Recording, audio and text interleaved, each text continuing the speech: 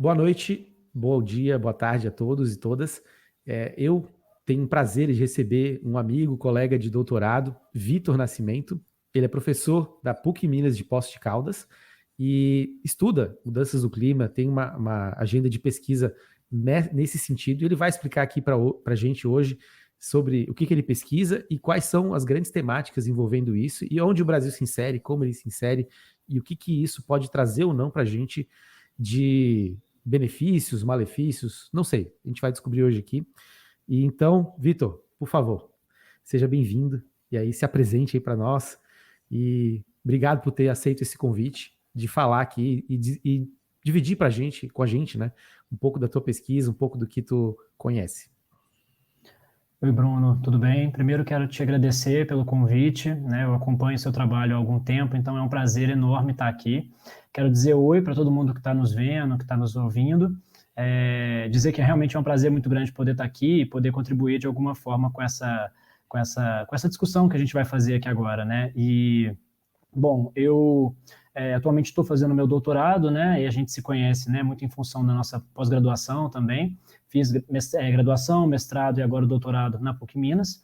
E eu estudo desde sempre, né? A agenda ambientalista, principalmente a questão da mudança do clima, do regime de mudança do clima. E desde o meu mestrado e agora no doutorado, eu estudo propriamente a atuação do movimento social ambientalista. Eu estudei o movimento social ambientalista dos países desenvolvidos no mestrado e agora com foco no movimento do Brasil, né? Então, pensando aí desde 1992, que é quando aconteceu a Cúpula do Clima no Rio de Janeiro, né? De aí já se vão praticamente 31 anos. Estudo agora como que esse movimento ambientalista tem se organizado e reorganizado a partir de como que a política brasileira vai caminhando também. Não, a tua agenda de pesquisa é super atual e super relevante. Nesse sentido, eu queria perguntar, e isso até para conhecimento geral, né? Tanto o meu, né, que tenho minhas ignorâncias, minhas deficiências na temática, não é uma temática de concentração, mas para falar aqui para mim, para todo mundo que nos ouve, nos assiste, quais são as grandes temáticas, para onde está caminhando a discussão, principalmente política da mudança do clima? Já existe há algum tempo, né, mas agora está cada vez mais evidente um consenso científico sobre as mudanças do clima e, para além disso, a gente pode estar chegando perto dos limites, né, do planeta. Em alguns quesitos há um papo sobre não ter mais reversibilidade, algumas mudanças que já aconteceram. Tudo isso leva a discussões que são políticas, né, são de policy, de efetivar políticas que vão trazer algum tipo de impacto, algum tipo de mudança. Então eu te pergunto, o que está acontecendo, né? Quais são as grandes temáticas dentro dessa grande temática de mudança do clima que estão sendo discutidas e quem é que dá o tom disso? Como é que acontece? Quais são as dinâmicas? Quais são os países envolvidos? Assim, o que tu pode nos dizer sobre a mudança do clima e policy nesse sentido que eu estou te perguntando? Pois é, você falou uma palavra que é muito importante nessa discussão, que é justamente a palavra do consenso, né? Esse consenso científico de que a mudança do clima ela é real, né? Ela é factível, ela está acontecendo e vai nos levar para um lugar muito perigoso. Isso já é um consenso, né? Então, embora a gente tenha, né, negacionistas que vão questionar, criticar, vão dizer ou que não é real, ou que não é tão importante, né, ou que as medidas não devem ser tão urgentes e extremas, já há um consenso científico e ele é encabeçado, sobretudo, pelos cientistas do IPCC, que é o painel intergovernamental das Nações Unidas para a Mudança do Clima, que é uma instituição da década de 80, então já existe muito estudo, né, embasado sobre isso. Então, todos os documentos que existem hoje em dia em relação à mudança do clima, seja em organizações internacionais ou também, né, as contribuições dos países, elas são muito feitas em função do que o IPCC está dizendo. Então, isso é um ponto que eu acho que é um chão, né, que a gente devia começar a conversar, que é um consenso de que a mudança do clima ela é real, de que os problemas estão colocados, e a partir disso, as convenções internacionais elas vão se estruturando.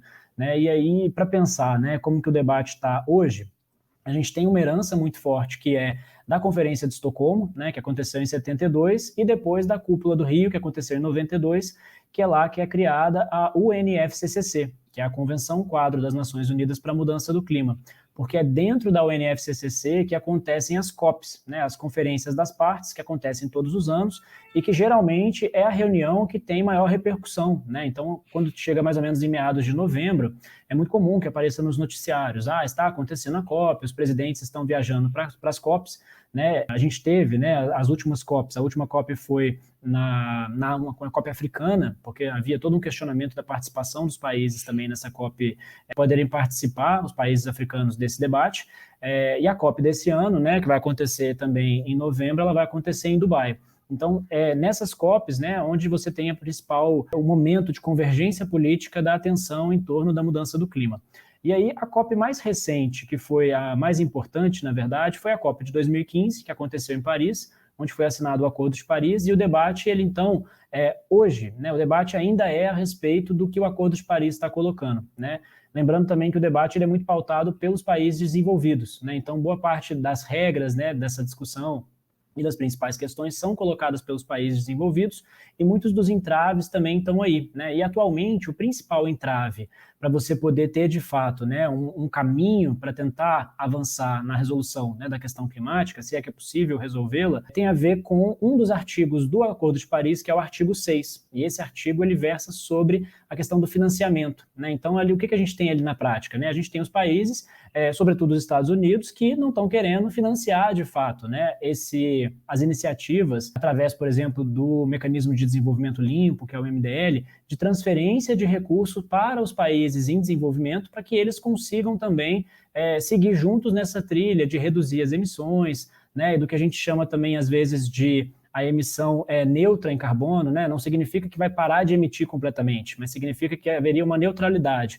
O tanto que você está emitindo seria o tanto que você conseguiria absorver, né? Ou tentando fazer também um arranjo entre os outros países. Então, o debate ele vai muito nessa direção hoje, né? A academia tem discutido muito isso e os políticos propriamente tentando viabilizar que esse mecanismo do artigo 6 ele seja destravado, né? Então, certamente, no final do ano, né, em novembro, a discussão vai estar muito voltada para essa questão. E, claro, né, para além dessa questão, que eu acho que é a que comanda em termos das relações entre os países na questão da mudança do clima, hoje em dia a gente tem um debate muito mais avançado nas outras áreas, né, como, por exemplo, no setor das multinacionais, no setor corporativo, que é a questão do ESG também, iniciativas cada vez mais voltadas para o avanço da consciência a respeito da seriedade da mudança do clima, né? Então, hoje em dia, a questão da sustentabilidade ela está muito forte, a questão dos objetivos do desenvolvimento sustentável, né, que foram propostos ali em 2015 também, uma agenda que está cada vez mais forte. Então, acho que a gente tem tido avanços muito importantes, sobretudo quando a gente considera, né, de 1972 para cá, mas ainda há uma série de entraves que tem a ver realmente com quem vai colocar o dinheiro na mesa para que esses avanços aconteçam. Então, é um pouco nessa direção. E no sentido, acho que quando fala de financiamento, vou me empolgar, mas vou tentar ser bem restrito aqui no comentário sobre isso, porque, bom, quando a gente fala de financiamento, obviamente que existe uma hierarquia, né? Porque o dinheiro está na mão de alguém, ele vai ter um destino, né? E esse destino, o que eu quero saber é o seguinte: quais são efetivamente as prioridades, né, de destinação desse dinheiro, né? O que a gente pode elencar aqui de importante que esses países, ao receberem esse dinheiro, vão poder fazer. E segundo, se esse dinheiro, dentro do que a gente sabe aí das instituições multilaterais, etc., quando vão falar de financiamento, eles impõem certas condicionalidades, né? Isso é entrave também? Se existe isso ou não existe esse tipo de condicionalidade e é mais flexível? Pois é, para pensar então nessa questão das prioridades, o que geralmente a gente entende, né, de como combater, como lidar a mudança do clima, né? Como reduzir, por exemplo, o aquecimento global ou o que quer que seja dentro desses indicadores da mudança do clima. A gente poderia dividir então a atuação, né, de como lidar, onde colocar o dinheiro, entre mitigação e adaptação. Seriam duas esferas aí da mudança do clima. A mitigação seria, de fato, assim, acabar com os problemas, né? É ir na raiz do problema e acabar com esse problema. E a adaptação vai, na verdade, em medidas de se adaptar aos problemas causados pela mudança do clima. Então, assim, boa parte dos países ilha, né, são pequenos estados insulares, eles têm, inclusive, uma organização que se chama AOSIS, né? Então, eles se unem, né, países ali da região da Austrália, da Nova Zelândia, alguns países do Caribe também, que estão vivendo a questão da mudança do clima de uma forma muito na prática agora, né? Porque o mar está subindo, eles estão perdendo porção de território, então eles não sabem o que fazer na prática, né? Então, se a gente for pensar em termos de mitigação, reduzindo e simplificando muito, seria parar esse aumento do nível do mar, o que a gente sabe que não é possível.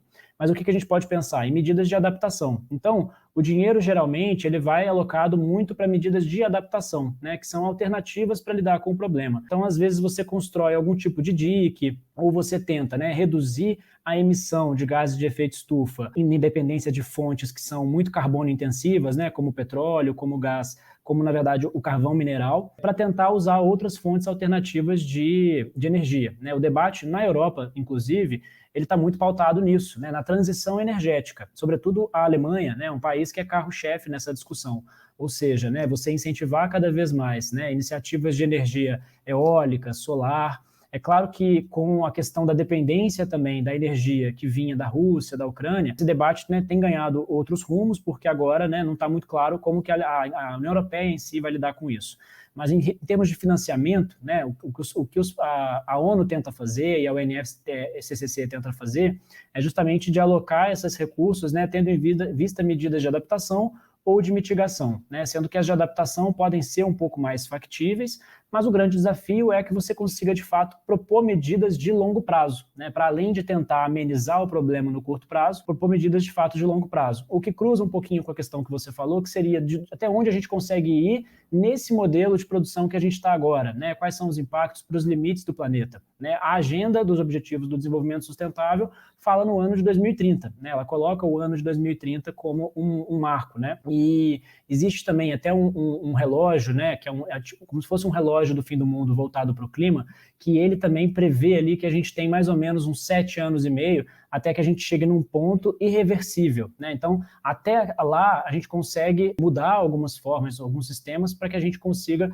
tentar minimizar um pouco o efeito do aquecimento global e tudo, mas depois vai ficar um pouco mais difícil, né? Então, o IPCC, ele faz projeções, né? A gente já está aí mais ou menos desde a Revolução Industrial para cá, com 1,5 grau, né, do aumento da temperatura global, a gente estaria agora mais ou menos 1,2, 1,3, mas à medida que a gente for avançando, né, talvez ali 2030 a gente já chegar nesse 1,5 grau, depois 2050 nesses 2 graus, tem previsões mais pessimistas de que até 2100 a gente já vai ter aumentado em 4 graus, então a tendência é muito pessimista, né? Infelizmente é o que o IPCC está prevendo, caso, né, medidas mais urgentes não sejam adotadas. E aí, o outro ponto, né, que você comentou, que teria a ver com essa questão das condicionalidades, aí eu acho que é interessante a gente citar o Fundo Amazônia, né, que é uma iniciativa de países nórdicos, principalmente, né, a Noruega tem uma relevância muito importante nisso, e o Fundo Amazônia estava travado justamente porque a contrapartida que o governo brasileiro deveria apresentar era a redução do desmatamento e das queimadas na Amazônia, né, e boa parte dos biomas brasileiros. E principalmente durante o governo Bolsonaro, né, você teve uma direção muito na contramão dessa redução de emissão, dessa redução de queimadas.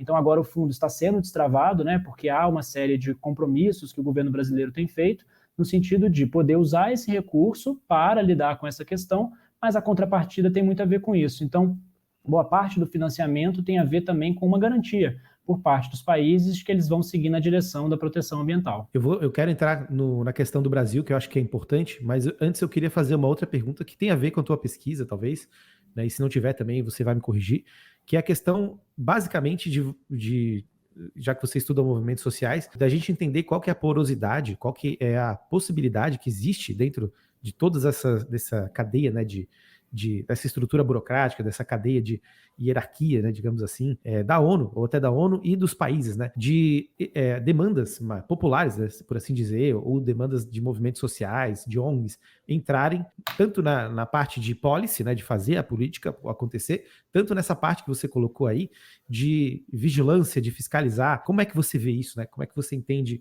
esse tipo de questão? Pois é, a sociedade civil, né, no que diz respeito à proteção ambiental, ela está atuante há muitos anos, né? O Greenpeace existe há muitos anos, ele é uma ONG que é muito conhecida, né? Ela tem um orçamento hoje em dia que é enorme e por causa disso até o Greenpeace às vezes é muito criticado por se aproximar muito das estruturas de poder, né? Então, o que a gente tem que entender é que às vezes a gente pensa que o movimento ambientalista, os movimentos sociais, eles só ganharam muita força recentemente. Na verdade, é uma tendência que a gente observar por causa das redes sociais também. Então, a gente recebe mais informações sobre isso, né? É comum aparecer a Greta Thunberg fazendo alguma coisa, né? No começo do ano ela foi presa, então repercute-se muito mais. Mas a atuação do movimento ambientalista, ela existe há bastante tempo, né? Já quando aconteceu 50 anos atrás a Conferência de Estocolmo, em 72, ali a sociedade civil já estava muito presente, né? Então já tinha bastante envolvimento a esse respeito. Né? O que a gente tem que entender é que a sociedade civil global, né, ela é muito importante no impulsionamento do combate à mudança do clima, à proteção ambiental. Então, o desafio tem muito a ver com como que os espaços de poder oferecem condições para que esses grupos atuem de uma forma mais relevante, sabe? Tem até um documentário que é Uma Verdade, tem um documentário de 2007, que é Uma Verdade Inconveniente, e um outro que é de 2017, Uma Verdade Ainda Mais Inconveniente. O documentário ele foi feito pelo ex-vice-presidente dos Estados Unidos, o Al Gore, que em 2007 ele chegou a ganhar o prêmio Nobel junto com o IPCC, por causa do trabalho, né, de mostrar esse consenso científico sobre a mudança do clima, mas no documentário Uma Verdade Ainda Mais Inconveniente, de 2017, basicamente mostra dentro da COP21, né, que foi a COP de 2015 que aconteceu em Paris, a dificuldade dos movimentos sociais de participarem do espaço de debate. Né? Então, assim, quem consegue estar lá de fato são as ONGs grandes, né? As ONGs que estão bastante enraizadas e que têm recursos. Então, o Greenpeace consegue participar, a ONG desse ex-vice-presidente Al Gore, que é a Climate Reality, ela também estava lá presente. Agora, por exemplo, as ONGs brasileiras, assim, é muito difícil delas participarem. Hoje em dia isso tem melhorado, mas a gente tem, por exemplo, o Observatório do Clima, que é uma ONG que a gente pode chamar até de uma network, que é um outro debate também interessante nas relações internacionais, que é de como que a sociedade civil ela tem se organizado através dessas redes para poder participar de uma forma mais efetiva nesses espaços. Então, esse Observatório do Clima, ele vai, junto com ele está levando a representação de mais de 50 ONGs e movimentos sociais menores, porque esses movimentos sociais menores e menos institucionalizados, a tendência é que eles consigam participar menos desses espaços. Então, apesar da Greta Thunberg, né, já ter ido em COPs, já ter ido em conferências como a de Davos, ela está lá, na verdade, como uma figura, ela mesma. Existe o movimento dela, que é o Fridays for Future, né, que ele está por trás, mas o movimento mesmo não participa, porque ele é um movimento muito pequeno, muito pouco institucionalizado. Apesar de 2018 e 2019, o movimento ter conseguido levar multidões para as ruas. Né, então, aquilo repercutiu bastante também. Então, o que a gente viu, né, esse debate cresceu muito de a juventude passar a participar muito da pressão pela mudança do clima. A Greta, que eu estudei bastante no meu mestrado, inclusive, ela tem um argumento que é um argumento geracional, né, ela coloca como uma questão de vocês, representantes políticos, né, que são pessoas mais velhas, o que vocês estão fazendo, o que vocês estão deixando para o futuro dos filhos de vocês, dos netos de vocês, que é uma questão que não é nova, ela já está colocada há muito tempo, mas a Greta recicla esse debate, né, e ela traz de novo. Então, a Greta ela vem com esse mote de até um pouco mais combativo, né? Porque você tem movimentos sociais que eles vão dialogar mais com as estruturas, que é o caso do Greenpeace, e outros que vão fazer ações que a gente chama às vezes de ações não violentas, ou em alguns casos até ações mais violentas, né? O que a gente acompanhou também no começo do ano foram aqueles movimentos, tem o Just Stop Oil, que tem a ver com o petróleo, né? Julgando a tinta laranja na pintura do Van Gogh, né? Então, a gente teve algumas iniciativas. Que bom que você já trouxe. Eu acho que é bastante emblemático porque repercutiu bastante, né? E outras iniciativas foram aparecendo a partir daquilo ali. Né? O que esses grupos querem? Basicamente, eles querem, de fato, trazer o debate para a tela, não importa qual o custo. Né? Então, se tem algum ponto positivo em relação a essa atuação, claro que a gente pode chamar aquilo de vandalismo, né? Porque você não pode jogar uma tinta laranja na pintura do Van Gogh. Então, tem uma questão criminal por trás disso, mas o que eles querem, na verdade, é chamar a atenção do debate, mostrar, olha, nós somos esse grupo, a nossa pauta é essa, e por causa disso a gente acha que a gente precisa de recurso, que a gente merece atenção. Então, o que eles querem, na verdade, é isso. Né? Quando a Greta é presa, o que mais interessa a ela é o simbolismo dela estar aparecendo na mídia, dela estar sendo questionada, e de as pessoas pesquisarem, né? Quem é Greta Thunberg? Tem muito a ver com isso. Eu me lembro muito também, né, de como que a Greta surgiu de uma forma mais enfática no debate, né, através das redes sociais, quando o Trump foi lá também e questionou a existência dela, quando o Bolsonaro chamou ela de pirralha.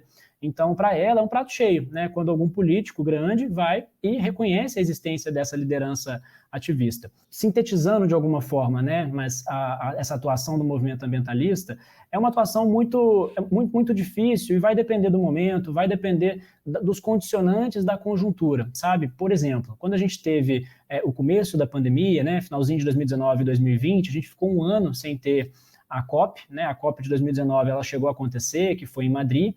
Na verdade, a intenção inicial da COP de 2019 era que ela tivesse acontecido aqui no Brasil, né? Estava tudo certo para ser no Brasil. Mas aí o governo brasileiro, né, já com o Bolsonaro empossado, recusou que essa COP acontecesse aqui. Primeiro ela foi transferida para o Chile, para que se mantivesse num país latino-americano, porém o Chile estava com uma série de problemas políticos também, e aí por causa disso a COP foi transferida para Madrid. E aí a de 2020 não aconteceu, né, só foi acontecer a de 2021 em Glasgow, no Reino Unido, dando continuidade a essa discussão. Mas assim, como a 2018 e 2019 esses movimentos sociais estavam na rua, gritando, esbravejando muito, né, que seria essas manifestações das sextas-feiras que a Greta propôs, quando a gente chega ali em 2020, um pouco em 2021, com a pandemia e a limitação, né, das pessoas saírem de casa e tudo, então deu um pouco uma diminuída, né, uma diluída um pouco nesse debate, que ele ainda não retomou com tanta força. Essa presença da sociedade civil, né, ela precisaria, nesse momento que a gente está vivendo, né, 2023, de ganhar um reforço também. Com certeza, acho que a Covid, né, e todos os lockdowns, eles atrapalharam não só os movimentos sociais ligados ao clima, mas todos os grandes movimentos sociais. Isso é um impacto que a gente ainda vai ter que viver por algum tempo, talvez, né? Mas é interessante você trazer isso. Em relação a movimentos sociais do sul global, se a gente pode dizer assim, e do norte, né, do capitalismo, eu queria que você fizesse uma apreciação, né, sobre se você vê diferenças, né, e se existe uma voz maior, uma diferença de voz, de posicionamento, ou mesmo de representatividade, se a gente comparar por um lado para o outro, assim. Pois é, tem uma diferença gigantesca, né? Até na origem desses movimentos, né? Da relevância, porque a gente pode certamente dividir esses movimentos sociais ambientalistas entre movimentos que vêm do norte global e movimentos que vêm do sul global, né? E boa parte dos movimentos do sul global, as ideias desse movimento, elas são influenciadas pelas ideias que nascem no norte, né? Então a gente acaba bebendo muito dessas ideias. Então, um exemplo disso nítido é quando a Greta Thunberg, né, lá da Suécia, convoca manifestações e pessoas em uma cidade como Belo Horizonte, em Minas Gerais, aqui no Brasil, as pessoas vão lá para a Praça da Estação manifestar.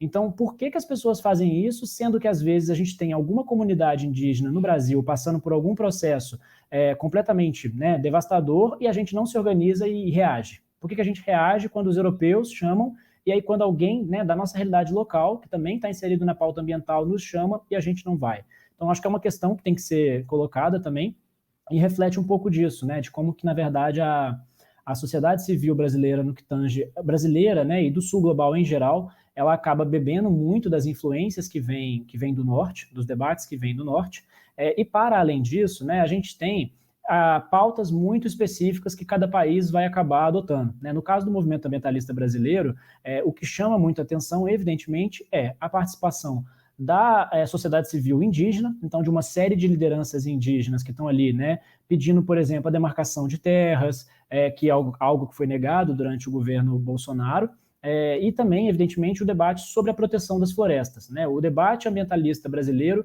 tem a ver com a participação da sociedade civil indígena e, principalmente, de uma discussão a respeito de proteção de florestas, né? Então, enquanto os países europeus estão discutindo transição energética, né, estão aí começando a espalhar os seus carros elétricos pelo mundo, né, e a gente vai absorvendo isso de uma forma que é do próprio modelo de produção, né, que é algo certamente que você consegue falar muito melhor sobre isso, Bruno, mas a gente aqui está debatendo outra coisa, a gente está debatendo proteção de floresta, a gente está debatendo uma questão muito mais incipiente e que evidentemente que é muito importante, mas o debate nos países desenvolvidos ele também está num outro ponto muito diferente do ponto que está o nosso. E tem uma questão também que é qual que é o tópico, em que lugar da agenda internacional a questão ambiental ocupa para cada país também, para depender de qual momento, né? Se a gente for pensar no Brasil de hoje, qual seria a necessidade mais urgente, né? Não seria talvez a erradicação da pobreza ou tirar as pessoas da fome, da miséria, né? Então, em que ponto da agenda que a questão ambiental vai entrar?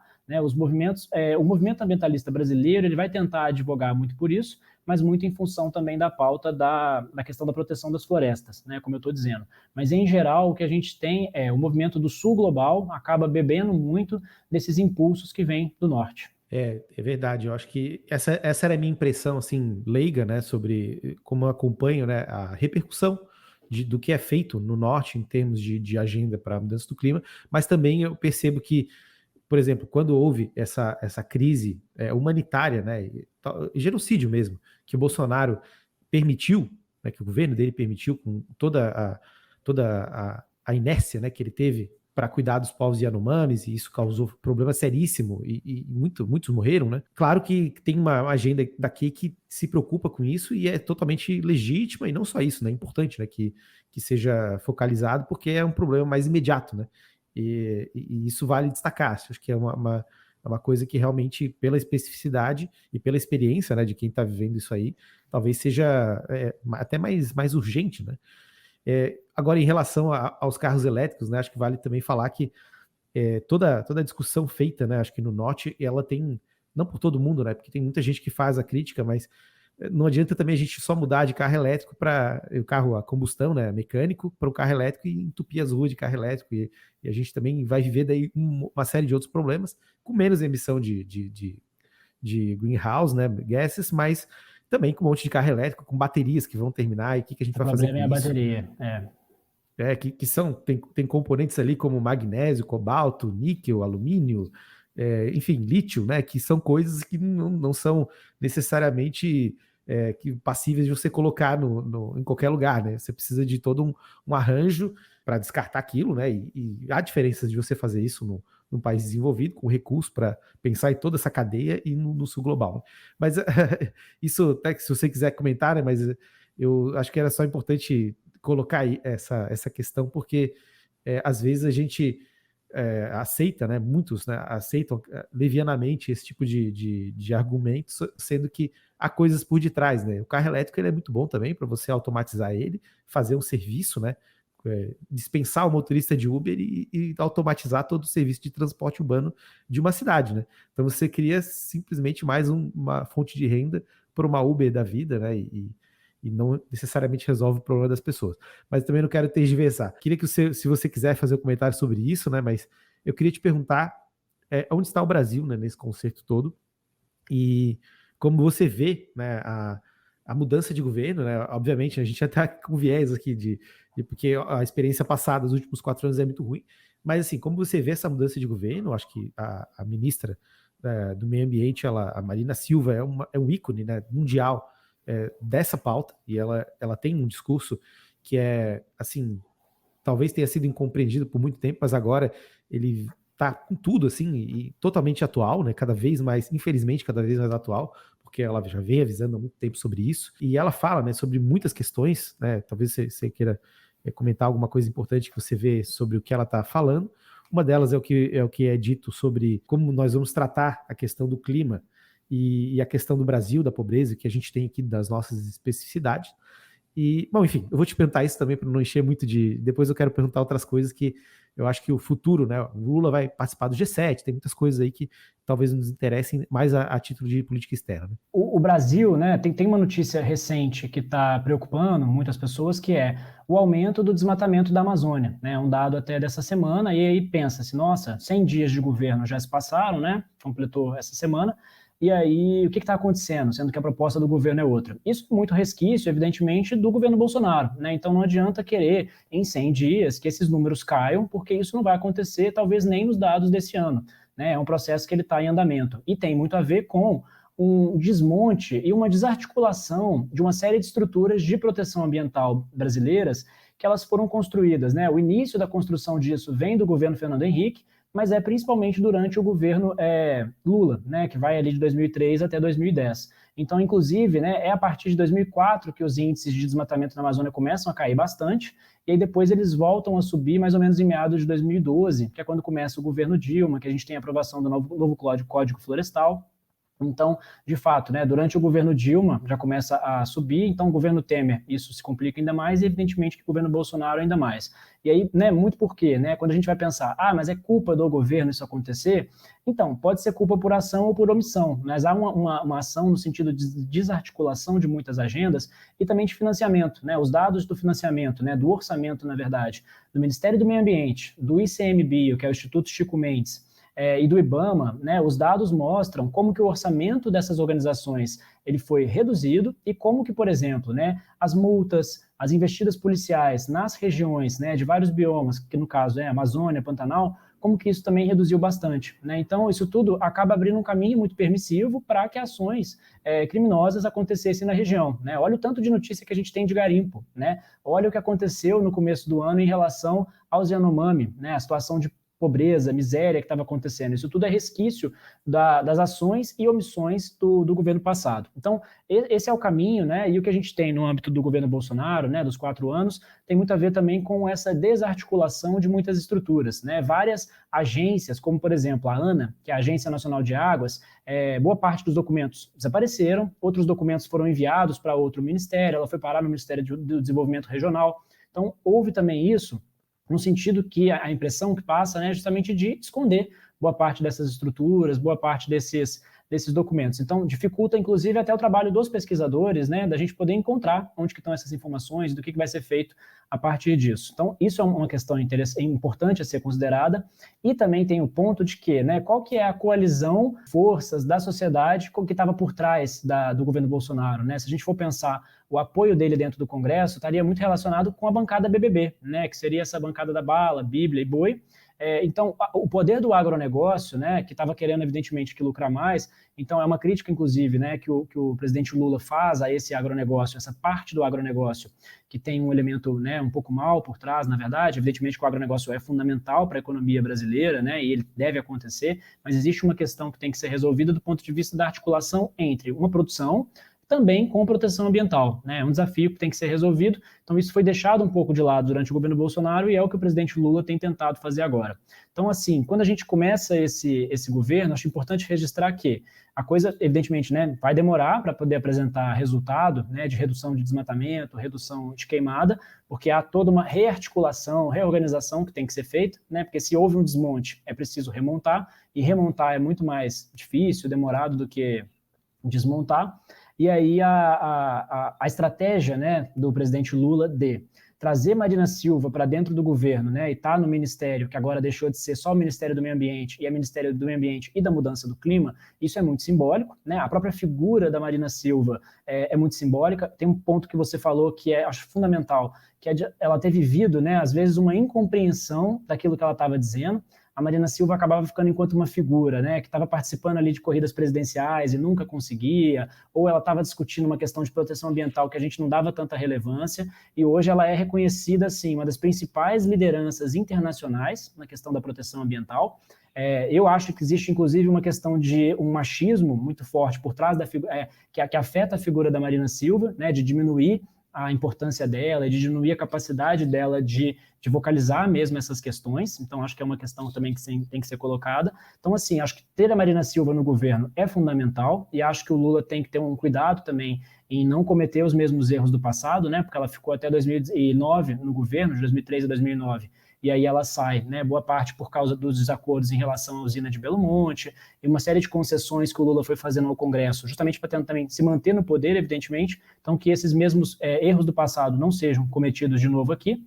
E acho também muito interessante a gente reconhecer a estratégia do Lula, né, de também propor o Ministério dos Povos Tradicionais, povos originários, povos indígenas, né, e ter ali a Sônia Guajajara como essa liderança. Eu acho que também é algo que é muito relevante, né, minimamente do ponto de vista, primeiro, simbólico, de reconhecer, mas agora, né, o que a gente tem que acompanhar existe um debate de demarcação de terras indígenas, né? Vamos ver em que medida esse ministério vai ser capaz de dar respostas também para essas questões. Então, acho que, assim, do ponto de vista de um contraste entre o governo Bolsonaro e o governo Lula em relação à proteção ambiental, é evidente que há um contraste enorme, há uma sinalização muito grande de fazer agora uma série de iniciativas de proteção ambiental, né, e voltadas também para a mudança do clima, porém, o que não está claro é como que isso vai acontecer, né? Em que medida as outras agendas, as outras pressões que o governo vai enfrentar, até para se manter no poder, como que essas pressões vão acontecer, né? Existe um debate também que está acontecendo agora, que é sobre a Petrobras e a exploração no delta do Rio Amazonas, né? Na foz do Rio Amazonas, que isso pode ter uma série de impactos muito negativos também, e já tem até um relatório do IBAMA dizendo que não recomenda que isso aconteça. Então, assim, eu acho que existe um desafio muito grande. Porque se fosse, por exemplo, né, o governo Lula 1 e Lula 2, as condições do governo parar em pé, elas eram muito mais favoráveis para você construir uma legislação de proteção ambiental. Então, aquilo favoreceu muito. Mas hoje eu acho que as condições são muito mais complicadas, a gente tem que pensar muito nas condições para o governo conseguir parar em pé e como que a proteção ambiental vai entrar nisso, né? Como que vários grupos de pressão vão, né, entrar nos componentes que vão determinar essa policy, né, que a gente está falando a respeito da proteção ambiental. Se por um lado a gente pode pensar que a proteção, né, do meio ambiente e a preocupação com as mudanças do clima podem trazer alguma espécie de investimento externo, né, e pensando no Fundo Amazônia ou qualquer outra iniciativa nesse sentido, se a gente pega a nossa pauta de exportação, né, que é totalmente baseada em grãos, em commodities, principalmente minério de ferro, carnes, né, bovinas, enfim, e soja, né? É difícil, né, comparar. São duas magnitudes muito grandes e a pressão para se tomar atitudes, né, que vão contra essa necessidade que a gente tem de cuidar, né, do meio ambiente e dos biomas, ela vai ser muito grande, né? Essa pressão vai ser enorme. Acho que é muito acertado essa colocação que você fez aí. Eu concordo demais que é um ponto da gente prestar atenção, né? Porque não é dado. Na campanha. Só puxar um ponto, porque você falou a questão, por exemplo, da soja, né? O Brasil tem que entender que, já que é o carro-chefe, né, da nossa pauta exportadora, é preciso proteger isso da mudança do clima. Então, quanto mais a gente tiver eventos climáticos extremos, né, que é o que a gente chama em relação ao que aconteceu, por exemplo, agora em São Sebastião, né, que é uma quantidade de chuva muito desregulada, e como a cidade não é projetada para aguentar esse tipo de situação, né, ela é muito vulnerável à mudança do clima, do ponto de vista de não ter estrutura, se a nossa pauta exportadora como um todo, né, ficar muito vulnerável à mudança do clima, a gente vai acabar perdendo economicamente também. Então, proteger o meio ambiente, não apenas por proteger, mas proteger para a gente garantir no médio e longo prazo que a gente consiga continuar vendendo o que a gente está vendendo, né? Eu acho que isso tinha me faltado quando eu falei da Marina Silva. Eu acho que esse é o ponto que você colocou. O grande trabalho dela, além de todo o trabalho que envolve, né, estar no ministério com essa pauta tão importante, é mostrar justamente para os produtores, né, os grandes produtores e até para os médios e talvez até os pequenos, que lutar contra, né, contra a degradação do meio ambiente, a favor de impedir as mudanças do clima e as mitigações, enfim, isso também favorece os negócios, né? Isso favorece a nossa pauta exportadora. Concordo demais, eu acho que você colocou, esse é um ponto nevrálgico aí da questão toda. Só para finalizar, assim, né? Eu acredito que quando a gente pensa, né, nesses desafios, nessas pressões políticas que vão acontecer, a gente acho que volta também à questão que você estuda, né? O papel dos movimentos sociais nisso. E queria que você talvez desse aí um comentário, né, sobre esse tipo de, assim, uma mapeada, né, em como eles estão situados, né? Claro, existe um debate esquerda e direita, né? E como isso vai refletir nessas pautas. Acredito que muitos movimentos sejam mais de esquerda, né? Porque é mais apelativo, né? Contestando o capitalismo, contestando o consumismo, contestando a forma como a gente vive em sociedade. Mas, enfim, queria que você desse um panorama, né, sobre como está colocado aqui no Brasil. E depois eu quero voltar para a questão da política externa, para a gente falar um pouquinho sobre a conjuntura. Muito bem, pois é, a questão dos movimentos sociais, nesse momento que a gente vive no Brasil, ela é muito emblemática no seguinte sentido. Antes do primeiro governo Lula, né, antes de 2003, o que a gente tinha era boa parte, né, dos movimentos sociais de várias áreas temáticas estavam lá, né, querendo, demandando alguns direitos. A gente veio, evidentemente, de um contexto, né, de fim da ditadura, de um processo de redemocratização. Então já existia uma iniciativa ali durante a Constituinte de colocar a proteção ambiental de uma forma mais forte na Constituição. Então esse esforço foi acontecendo. E aí o que a gente tem durante o primeiro governo Lula? Né, alguns estudiosos vão falar até de uma palavra que é cooptação, no seguinte sentido, no sentido de o governo acaba criando estruturas que vão, de fato, abraçando as demandas dos movimentos sociais. E aí a gente tem, por um lado, um ponto que pode ser positivo no sentido de contemplar as pautas, né? Então, foi o que eu comentei, durante o governo Lula você tem a criação de boa parte da legislação brasileira de proteção ambiental. Então, isso é reflexo, por exemplo, de conselhos de participação da sociedade civil, né, que foram criados durante o governo Lula, em relação a uma série de questões, como, por exemplo, a questão da segurança alimentar e nutricional, né? Então, existe um conselho voltado para isso, que depois ele foi extinto no governo Bolsonaro e agora ele está sendo recriado pelo governo Lula, que é um conselho de participação da sociedade civil, né, nessas questões. Então, o governo Lula ele é muito reconhecido por isso, por criar estruturas que muitos vão chamar de cooptação mesmo do movimento social, o que, por um lado, pode ser positivo no sentido de contemplar as pautas, e, por outro lado, pode ser negativo de enfraquecer o movimento social em si. Porque, ora, se ele está sendo absorvido pelo governo e as pautas estão sendo colocadas, né, e tudo, o movimento não precisa mais esbravejar como ele tinha que esbravejar antes, né? Então, existe esse desafio que é algo que aconteceu durante o governo Lula. E aí a coisa foi fluindo, a gente chega no governo Bolsonaro, onde o que a gente teve foi, fecharam-se, né, boa parte desses conselhos, a sociedade civil ela foi sendo cada vez mais afastada das estruturas do governo, né, um governo que teve muitas secretarias com uma série de funcionários, né, que foram demitidos, né, até hoje você tem muitos cargos vagos dentro do Ministério do Meio Ambiente e dentro do IBAMA também, esses cargos ainda não foram reocupados, e a gente teve propriamente uma perseguição a lideranças ambientalistas no Brasil, né, então isso não é nenhuma novidade, isso aconteceu, sobretudo lideranças indígenas também. Então, o sentido ele foi muito diferente. E aí o que a gente vê agora é um novo governo, né, que se propõe a dialogar mais com a sociedade civil. Então, é uma iniciativa muito semelhante ao que o Lula já tinha feito no primeiro governo, né, de ouvir de fato esses movimentos sociais ambientalistas, né? E eu acho que o auge desse processo, né, de movimentos sociais que saem talvez de uma esfera só de participação política da sociedade civil, é você ter uma figura que é uma liderança ambientalista como a Sônia Guajajara e hoje ela fazer parte do governo.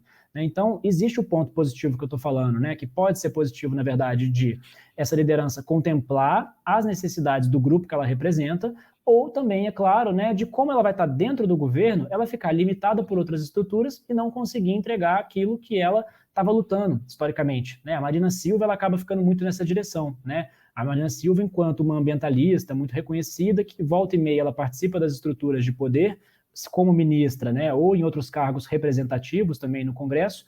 Então, acho que o que eu destaco em relação aos movimentos sociais nesse momento seria que a gente ficasse atento para ver como que, ao dialogarem mais ou menos com o governo, eles vão conseguir, de fato, ter as suas questões contempladas. Né? Se a gente vai estar só absorvendo o que vem dos países desenvolvidos, né, essa questão climática de uma forma mais geral e talvez até um pouco mais genérica, ou se os problemas reais, né, do Brasil estariam sendo contemplados. Porque, por exemplo, no Brasil a gente às vezes não sabe o que mais emite gás carbônico. O que mais emite gás carbônico vem da mudança do uso da terra, que basicamente é desmatamento e queimada. Então, se o Brasil realmente conseguir reduzir desmatamento em queimada numa taxa significativa, boa parte do nosso problema já vai estar resolvido.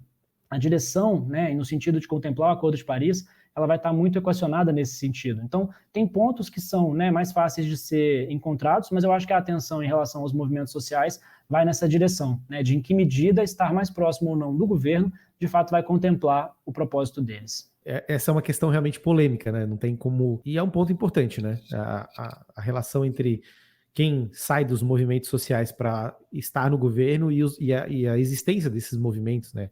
Qual o papel das lideranças que saem para ir para o governo, se isso esvazia ou não o debate, né? Isso é realmente importante para prestar atenção.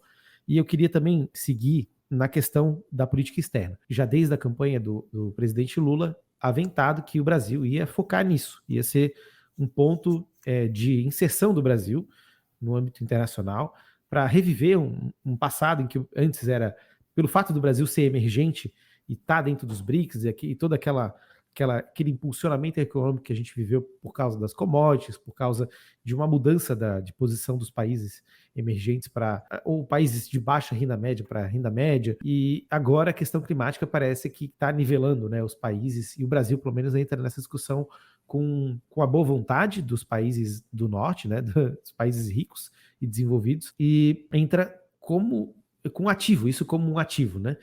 Então eu queria que talvez você nos falasse aí o que a gente pode esperar da política externa do presidente Lula, e questões como o Brasil está e ir para a reunião do G7, né, que acredito que tenha muito a ver com isso, né, e outros fóruns internacionais, a presença do Lula, por exemplo, na COP27 no Egito, sem ser presidente de fato, né? E isso é uma coisa muito impactante, né?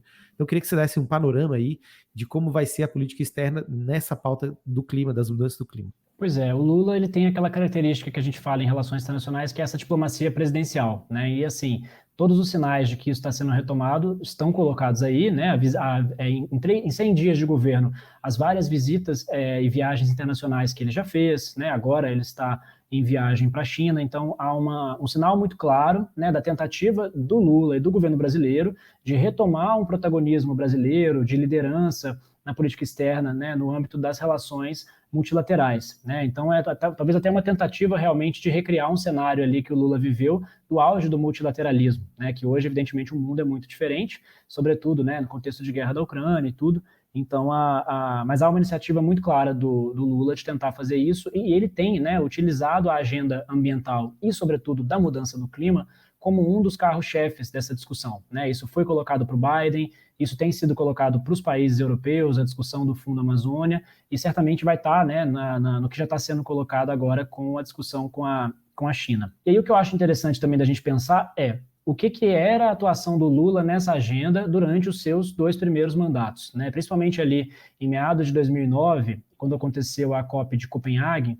Basicamente, o Lula teve uma participação muito forte, né, na defesa dos interesses dos países em desenvolvimento, dos países que já estariam ali, né, na discussão toda do BRICS e tudo, mas basicamente o Lula invocava o princípio das responsabilidades comuns, porém diferenciadas, né, que é um princípio que já está colocado também lá no Protocolo de Quioto, na UNFCCC, que é de que temos todas as responsabilidades comuns em relação à proteção do meio ambiente, em relação à mudança do clima, porém elas são diferenciadas no sentido de quem contribuiu mais ou menos. Então não seria justo que os países em desenvolvimento tivessem que pagar pelo custo todo agora, pelo ônus, né? Que a gente não pudesse se desenvolver enquanto os países desenvolvidos já se desenvolveram, né? Já chegaram nesse padrão. Então o Lula, ele sempre falou, né, de proteção ambiental, de meio ambiente, porém ele colocava isso como um ponto, né, meio que inegociável da participação dele nessa agenda. Então, muito provavelmente agora, isso já está sendo retomado, mas isso está colocado também, né, que o Lula não vai abrir mão do desenvolvimento do Brasil se os países ricos, né, não participarem de uma forma mais ativa desse debate e não colocarem dinheiro realmente, né, na mesa de negociação para que os países em desenvolvimento, para além de conseguirem, né, reduzir emissões, ou pensar em estratégias propriamente de proteção ambiental, se os países ricos não participarem disso, né, o Lula certamente ele vai advogar muito nesse sentido. E é muito interessante pensar, né, você mencionou a COP do Egito, né, a COP 27, como que antes mesmo, né, de ser presidente, o Lula já está empossado, né, na verdade, ele já havia ganhado, como que ele já teve uma participação muito forte, né, nessa COP, ele já teve um destaque muito grande também por parte da imprensa internacional, né? Ele tem um reconhecimento muito grande internacionalmente, a figura do Lula, né, enquanto essa figura muito carismática também, então a participação dele vai muito nessa direção. Mas aí o que a gente tem que acompanhar realmente é isso, né, do que vai ficar na promessa, né, agora, a reunião do G7 que você mencionou também, né, o que está como um discurso, né, porque, para além disso, o que tem sido muito criticado também atualmente é um discurso que ainda está muito eleitoreiro, né, então, muito nessa pegada, né, de não ter saído propriamente da eleição, vivendo muito também de louros do passado, né, o que vai vir agora, realmente, em termos efetivos de proposta, né, então, como que o Brasil vai lidar com essas discussões que são nossas, como eu estou colocando, de proteção de floresta, redução de desmatamento, redução de queimada, demarcação, né, de territórios indígenas, que são questões propriamente brasileiras, e como que ele vai se articular também em relação ao debate internacional, né? Qual que é o papel da Petrobras agora, nesse mundo de 2023? Né? Qual que é o papel do petróleo? Qual que é o papel das outras fontes de energia? Né, como que a gente vai lidar com a transição energética, que é algo que tem sido colocado e impulsionado pelos países desenvolvidos. Né? Precisamos de dinheiro, como fazer isso? Né? Como articular os outros setores, né, do agronegócio, como a gente já comentou, ou até mesmo o setor das empresas, né, mais voltadas para o mercado. Como que basicamente essas empresas incorporam esse debate para além de apenas um discurso, né, que vai ser o que a gente chama de greenwashing também, né, que seria um discurso ali que vai pegar bem, como que isso cai na prática. Então acho que vai muito nessa direção hoje em dia. Maravilha. Nossa, eu saí daqui melhor do que eu entrei, com certeza. Aprendi muito conversando contigo e eu acho que a gente tem que repetir esse papo, porque é uma questão que vai estar permeando os 4 anos de governo. Então, eu vou te convidar mais vezes para vir conversar aqui. Com todo E prazer. se tu topar, vai ser incrível. e eu só tenho a te agradecer. Realmente, acho que foram tocadas aqui questões que são centrais e essenciais e que estão na nossa análise mais direta da política nacional, mas que obviamente vão reverberar para a política externa e vão definir também o rumo dessa nossa política externa, se vai ser realmente pautada nas mudanças do clima, ou até que ponto a gente consegue cumprir essas promessas todas que foram feitas em campanha, todo esse empenho que foi dado, esse enfoque à questão ambiental e mudanças do clima, se a gente vai conseguir manter isso e se internacional, né, os outros países vão realmente entender que a gente está fazendo esforço nessa direção. Né? Mas, Vitor, queria te agradecer demais, muito obrigado mesmo, e espero te ver de novo por aqui. Bruno, eu que agradeço, prazer estar aqui, espero, né, que o pessoal tenha gostado também, o pessoal que está te acompanhando aí, eu acompanho, né, seu trabalho, então fiquei muito feliz com o convite, né, vou aceitar com certeza voltar, um abraço para você e para todo mundo. Então, pessoal, muito obrigado aí pela audiência, por assistir até aqui, deixem perguntas, deixem questões aí, se inscrevam no canal também, e até uma próxima. Tchau, tchau.